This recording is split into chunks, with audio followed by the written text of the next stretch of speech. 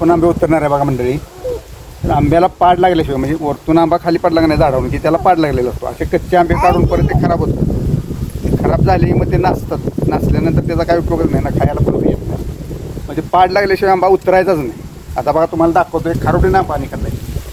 तर त्या ताईनं पण खाल्लेला इथं आंबा एक आहे. जरा बघा मंडळी तर एका जागेवर 5-6 घसा इथं 5-6 आंबे आता तोडतोय मी. आता हे बघा इधर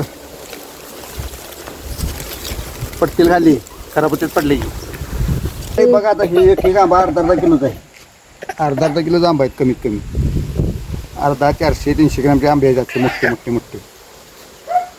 असा देठ ठेवायला नाही. ते देठ ठेवला की ते चिक मुरला की आंबा चिकाट लागतं.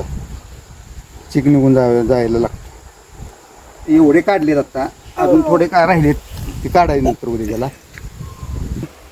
चला आंबे घेऊन घरी निघाला आता मी.